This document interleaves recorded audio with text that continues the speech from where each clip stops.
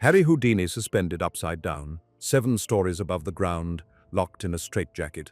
Thousands of people watching from the street below, no safety net, no harness.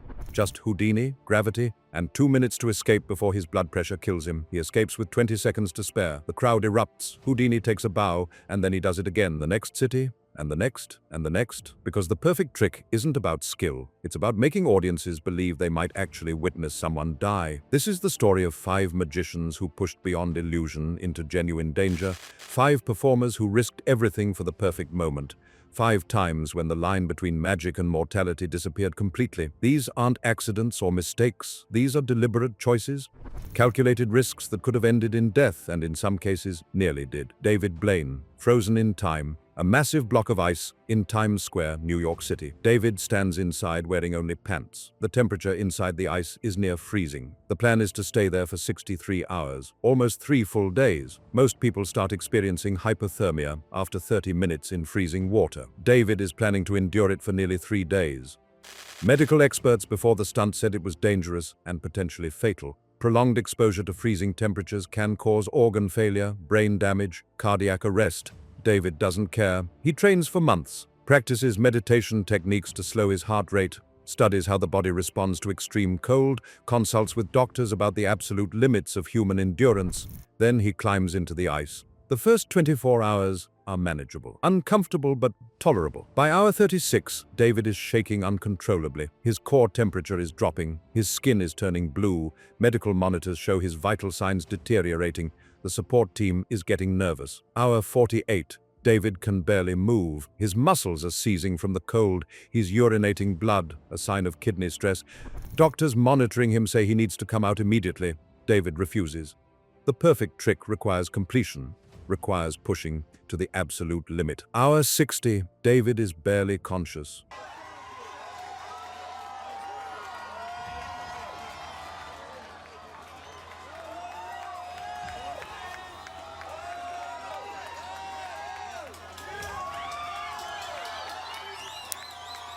His body temperature has dropped to dangerous levels. His heart rate is erratic. The medical team is on standby with emergency equipment. Cameras capture everything. Millions watching online, wondering if they're about to witness someone freeze to death on live stream. Hour 63. David is extracted from the ice using chainsaws. He can't stand, can't speak. His body is rigid from the cold.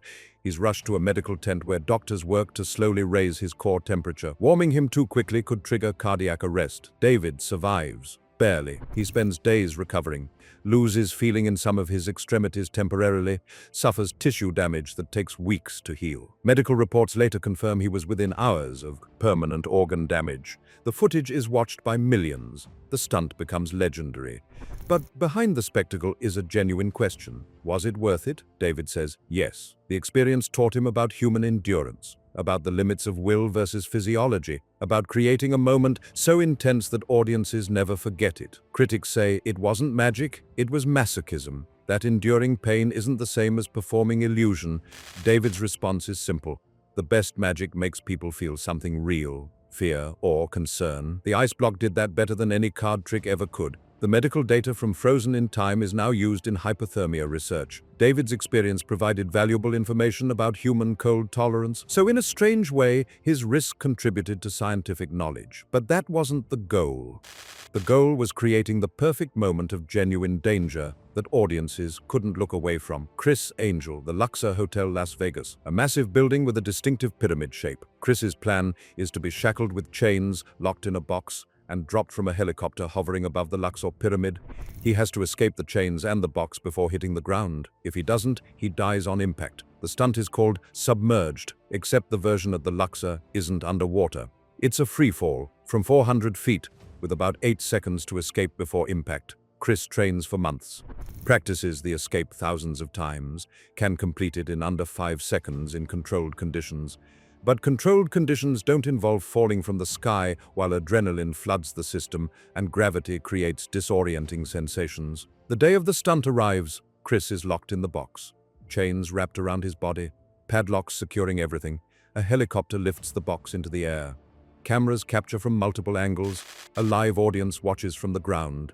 The box reaches altitude. The helicopter hovers, then releases. The box plummets toward the Luxor pyramid. Chris is inside, working frantically to free himself from the chains. 8 seconds. That's all he has. 5 seconds into the fall, Chris gets one arm free. 6 seconds, the second arm. 7 seconds, he kicks open a panel in the box. But he's still falling, still enclosed. The ground is rushing up impossibly fast. At the last possible moment, Chris activates a hidden parachute system built into his clothing. The chute deploys. The descent slows dramatically. Chris lands on a designated platform on the Luxor pyramid. The crowd goes insane, but here's what the audience doesn't know. The parachute almost didn't deploy. There was a mechanical issue during the fall. Chris had to manually trigger a backup system while simultaneously escaping the chains. For about 2 seconds, there was genuine possibility of failure, of hitting the pyramid at terminal velocity. Chris admits in later interviews that the stunt scared him more than anything he'd ever attempted. The margin for error was essentially zero. One mistake in the escape sequence and the parachute wouldn't have deployed in time. The fall would have been fatal. Why do it then? Chris says it's about pushing magic beyond tricks into experiences. Audiences don't just want to see illusions anymore. They want to feel genuine emotion. Fear creates that emotion better than anything else. And nothing creates fear like watching someone fall from a building. The footage of the Luxor stunt has been analyzed endlessly. Some people claim it was faked with camera tricks or safety measures not shown. Others insist it was exactly as dangerous as it appeared. Chris never fully confirms either way. The ambiguity is part of the magic. Maybe he really was seconds from death. Maybe there were hidden safety measures. Not knowing is what makes it perfect. Dorothy Dietrich, the only woman to perform the bullet catch in modern times. But that's not the stunt that nearly killed her. It's something called the Houdini water torture cell escape. The setup is brutal. Dorothy is suspended upside down by her ankles, locked in stocks so she can't move her feet, then lowered into a clear tank filled with water. The tank is sealed. She has to escape the ankle stocks, hold her breath underwater, and pick the locks sealing the tank from the inside, all while inverted and submerged. Houdini performed this trick famously.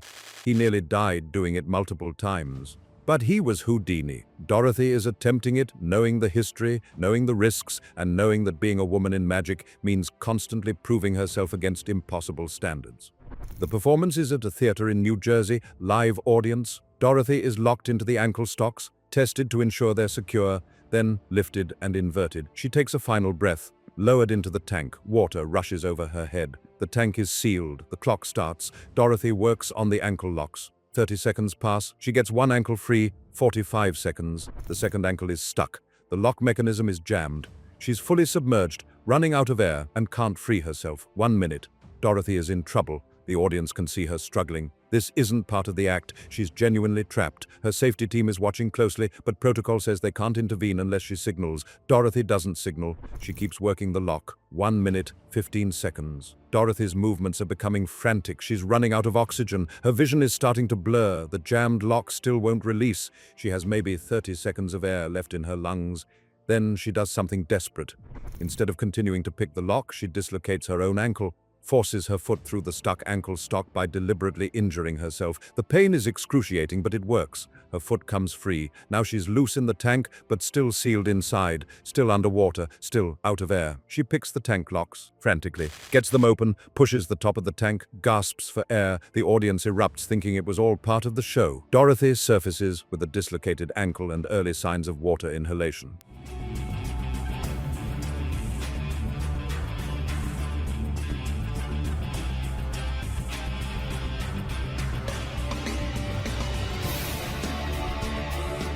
She's rushed to a hospital immediately after.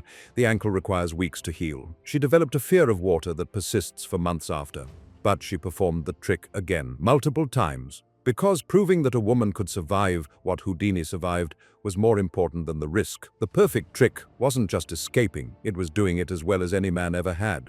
Dorothy's version of the water torture cell is considered one of the most dangerous performances in modern magic, not because of the trick itself, but because of how close she came to drowning that night in New Jersey. The footage shows her struggling. The moment of panic is visible. The genuine danger is undeniable. She risked her life for equality, for recognition, for the perfect execution of a trick that had nearly killed its creator. That's not just magic, that's making a statement that transcends performance. Jaduga Mandrake, a street magician in India, not world famous like David Blaine or Chris Angel, But locally, he's a legend. His specialty is rope escapes. He lets audiences tie him with dozens of ropes, then escapes in seconds. But Mandrake wants something bigger, something that will make him nationally recognized, so he plans a stunt in the Ganges River. He'll be tied with ropes, placed in a locked bag, and thrown into the river. He'll escape underwater and surface downstream, except the Ganges isn't like controlled water tanks or swimming pools. It's a massive river with strong currents, murky water, and unpredictable conditions. Performing an escape in the Ganges is exponentially more dangerous than controlled environments. Mandrake practices for weeks in calmer water, gets his escape time down to under 2 minutes, feels confident, sets a date for the public performance. Hundreds of people gather on the riverbank to watch. Mandrake is tied with heavy ropes. The knots are checked by volunteers. He's placed in a canvas bag. The bag is locked with a padlock. Then he's thrown into the Ganges. The current is stronger than expected, much stronger. Mandrake is swept downstream immediately. Underwater, he works on the ropes, gets several free, but the bag is being tossed by the current. He can't orient himself, can't tell which way is up. 2 minutes pass. Mandrake should have surfaced by now. The crowd is getting worried. 3 minutes. Still nothing. His support team in boats starts searching downstream. 4 minutes. People are panicking. Then, almost 300 meters downstream from where he entered, Mandrake surfaces, gasping for air, still partially tangled in ropes, still inside the torn bag. He barely made it. Rescue boats pull him out. He's exhausted, disoriented, and nearly drowned. Medical attention is required immediately. The stunt was a disaster from a safety perspective. But from an audience perspective, it was incredible. The crowd thought they'd witnessed someone escape from certain death. Mandrake became famous nationally overnight, not because the trick went perfectly, but because it went dangerously. News coverage focused on how close he came to drowning. The genuine fear was the story. He never performed that specific stunt again. The risk was too high, but his reputation was made. The magician who survived the Ganges, the performer who pushed too far and barely lived to tell about it. The footage from that day shows the exact moment the crowd realizes something is wrong. The transition from entertainment to genuine concern. That's the perfect trick, not because it's flawless, but because it creates real emotion that audiences can't fake. Penn and Teller's bullet catch. The most dangerous trick in magic. The one that's killed multiple performers throughout history. Penn knows the history, knows every magician who's died performing it, and he does it anyway. But it's not just about performing the bullet catch. It's about doing it in a way that's more dangerous than necessary, more exposed, more genuine, because the perfect version of a deadly trick is one where audiences genuinely can't tell if it's safe or not. Penn and Teller's version involves a gun loaded with a bullet signed by an audience member. That bullet is fired at Penn. He catches it in his teeth. The signed bullet, same signature, verified by the person who signed it. The method involves extreme precision. Every element has to work perfectly. The gun mechanism, the timing, the misdirection. But Penn insists on adding risk. He performs it close enough that if anything went wrong, the consequences would be severe. During one performance in Las Vegas, something does go wrong. Not catastrophically, but enough. The gun misfires slightly. The timing is off by a fraction of a second. Penn feels the heat from the gunpowder closer than it should be. For a moment, genuine fear crosses his face. The trick completes successfully. The audience never knows anything was wrong, but Penn knows. Teller knows. The technical team knows. They were seconds away from an accident that could have hospitalized or killed Penn. They don't stop performing the trick. They analyze what went wrong, fix it, and continue, because the bullet catch is their signature, the trick that defines them. Walking away from it would mean letting fear win. Penn has said in interviews that every time they perform the bullet catch, there's a moment of genuine terror, a recognition that they're trusting equipment, timing, and preparation against a method that's historically fatal. That terror is what makes the trick work. Audiences sense it, feel it, know on some level that what they're watching is actually dangerous. The perfect trick isn't perfectly safe. It's the one where the performer's fear is real, where the risk is calculated but genuine, where audiences leave wondering if what they saw was magic or just someone gambling with their life. Penn chose risk for perfection, chose to continue performing a trick that's killed others. Chose fear over safety because that's what creates the ultimate magic experience. That's not illusion, that's commitment. 5 magicians, 5 times they chose risk over safety. 5 perfect tricks built on genuine danger. David Blaine endured hypothermia for 63 hours, nearly dying for a moment of human endurance. Chris Angel fell from a building with seconds to escape, creating genuine fear for thousands watching. Dorothy Dietrich dislocated her own ankle underwater to complete an escape that proved women could survive what killed men. Mandrake survived the Ganges River when the current almost drowned him, becoming famous for nearly failing. Penn Jillette performs the bullet catch, knowing it's killed others, choosing fear for authenticity. These aren't cautionary tales. These are examples of performers who understood that modern audiences see through fake danger, that creating genuine emotion requires genuine risk, that the perfect trick is one where the line between illusion and reality becomes invisible. The magic community debates whether these risks are justified. Some say they're reckless, that endangering lives for entertainment is unethical, that magic should be about skill and illusion, not actual peril. Others argue the opposite, that magic has always been about transcending normal human limits, that Houdini defined modern magic by risking his life repeatedly, that audiences crave authentic experiences in an age where everything feels manufactured. Both perspectives have merit, but what's undeniable is that these 5 magicians created moments that audiences never forgot. Moments where the possibility of death felt real, where concern replaced cynicism, where magic became something more than tricks. The question each performer faced was simple: how far is too far? How much risk is acceptable for the perfect moment? David Blaine answered by nearly freezing to death. Chris Angel answered by falling from buildings. Dorothy Dietrich answered by dislocating her ankle underwater. Mandrake answered by almost drowning in a river. Penn answered by repeatedly performing the trick that's killed the most magicians in history. These weren't mistakes or accidents. These were choices, deliberate decisions to prioritize the perfect trick over personal safety, to create magic so powerful that it transcended performance and became genuine experience. Modern magic exists in a strange space. Audiences are more skeptical than ever. High-definition cameras can expose methods. Social media allows instant analysis. Creating genuine wonder requires going beyond what previous generations attempted. These 5 magicians went beyond. They risked health, safety, and life itself, not because they were reckless or suicidal, but because they understood that perfect magic requires perfect commitment, that audiences sense when danger is real versus manufactured, that the greatest illusion isn't making something appear or vanish, it's making people believe they might witness something they'll never forget. The legacy of these performances isn't just the tricks themselves, it's the standard they set. The message that magic at its highest level requires genuine risk, that playing it safe creates forgettable performances while dancing with death creates legend. If this revealed something unexpected about what magicians sacrifice for perfect performances, subscribe right now. Next week explores the psychology of magic, how misdirection works, why our brains fall for tricks even when we know the methods, the cognitive science behind impossibility. Drop a comment below. Were these risks justified? Is genuine danger necessary for perfect magic? Or should performers prioritize safety over spectacle? Share honest thoughts. Hit that like button for more deep dives into magic's most extreme moments, the performances that pushed boundaries, the risks that created legends, the line between courage and recklessness. And remember, these 5 magicians made choices most people would never make. Chose pain over comfort, chose danger over safety, chose the perfect moment over personal preservation.